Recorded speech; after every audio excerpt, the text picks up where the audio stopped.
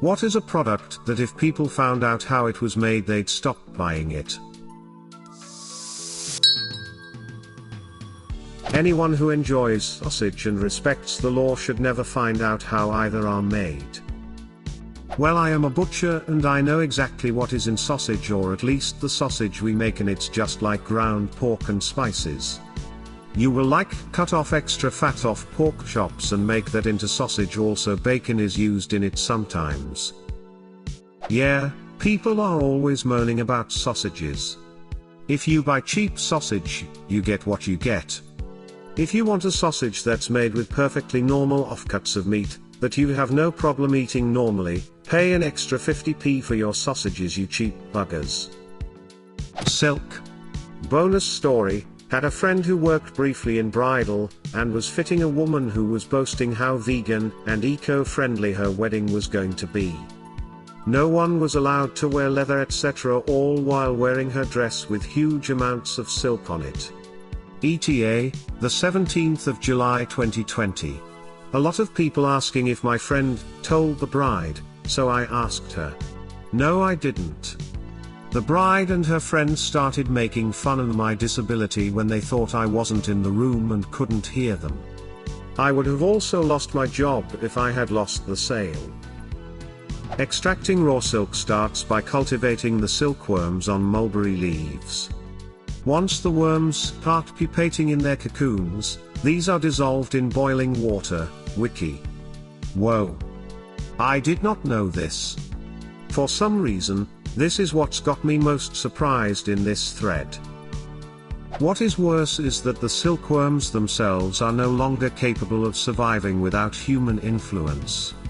The male silkworm, which matures into a moth, is so physically weak that they are unable to fly due to poor breeding. And that's just one species of animal that has suffered due to domestication. In high school, the girls in my class were horrified to find out what their Uggs were made of. They had no idea. What did she think sheepskin boots were made from? Reminds me of the girl at my high school who realized while eating chicken wings, that they were in fact, the wings of a dead chicken. I think she's still a vegan 15 years later. It was pure shock. I took an anatomy class in high school and the teacher was talking about muscles. She then talked about steaks and stuff as a reference. All the popular girls made a collective, "Ew woo woo." The teacher asked them, "What did you think you were eating?" Lol. I don't know how some people make it through the day. Oh god, I knew this girl who was like, "Oh no, you don't kill the sheep to make Uggs." And I was like, "No, you are thinking of wool, this is literally sheep skin, you have to kill it." Certain signed artwork. Used to work at an art printing company that we did signature editions of certain pieces. Guess who did the signing? Me and some co-workers. We were all design and art majors, so they just had us learn all the artists' signatures. We even had machines that could mimic the signatures too. I wish I had a picture of the devices, they were pretty cool. It was in the fine print that we were doing it, and was approved by the artists, but I guarantee most people would never buy the prints if they knew the signatures were forged. So always read the fine print when buying items, especially special editions of stuff. Only buying from artists from now on. Fresh juices are not so fresh apparently. A friend whose family owns mango orchard told me these companies buy the leftover stock that doesn't sell directly and leave the rest to strong artificial flavoring for uniform taste. Fresh squeezed is marketing. You can deliver orange juice year-round in 3 ways. 1. Buy fresh oranges and squeeze them yourself. 2. Squeeze the oranges, remove most of the water and freeze the concentrate. This is sold as frozen concentrate. 3. Squeeze the oranges, then separate all the components of the juice mechanically and chemically. Store the various components in huge tanks, sometimes for years. Then mix it with flavors and preservatives, bottle it, and sell it before it separates again. This is sold as fresh squeezed, because it's never been frozen. Unless you physically see method 1, Method 2 is far, far fresher. Baby powder. If only they knew where all the babies go. Seriously though, most baby powder is made with talcum, which is potentially carcinogenic since it works via breaking down into some of the finest pieces we can make, fine enough to cause problems for your cells. Use cornstarch. We have too much of it. It works by absorbing the moisture. The only caveat is that you have to make sure to shower if off of you regularly enough that it doesn't mold on you, but that shouldn't be a problem for someone that showers at least once a week. The human brain is incredibly good at forgetting and ignoring information that might inconvenience it. I'm gonna pretend like I didn't see this. That's horrible. Never buying a brain again. It is difficult to get a man to understand something when his salary depends upon his not understanding it. Not really a product, but if people knew how much and often people cut corners in construction, I think housing prices would go way down. I don't think I was ever on a job where a problem came up, and people were like, okay, let's start over and do this right. Or, especially in bigger construction companies, how much time the employees waste to run the clock. Edit, guys, trust me when I say I have put my sweat and blood into the industry. My hands are calloused. I'm still working class and it wasn't my intention to call out people that do this stuff as lazy or whatever else. Most people doing these jobs are extremely underpaid, and on top of being underpaid, they're putting their bodies and health on the line every single day. I almost lost a finger, twice. I've almost had a whole granite slab fall on me for $11 per hour. I probably would have died. And many more situations I won't get into. Don't take it out on the workers.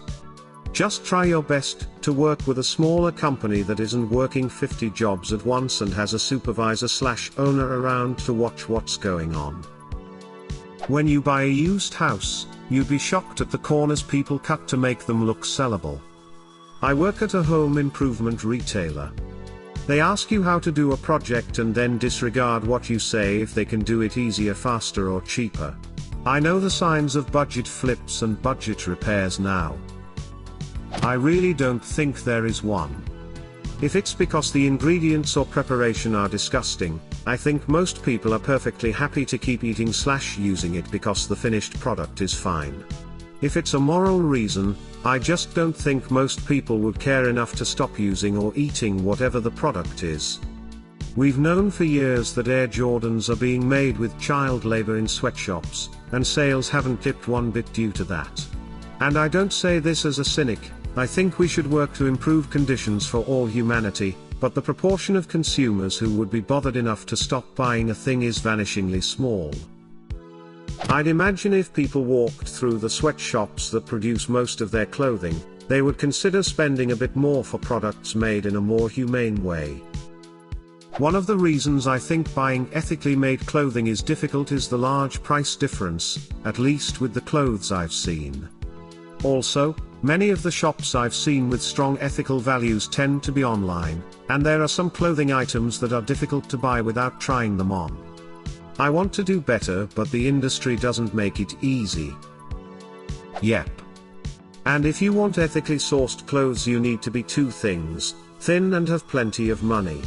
I'm fat, and when I got my last job, was very determined to have a humanely made plus-size wardrobe for it. It proved to be impossible. Even if I got to the point I could make a lot of my own clothes, I have a chronic illness that can make that very difficult. I'm never going to become a professional tailor with skill to make work clothes. Coffee and cockroaches are linked in several ways.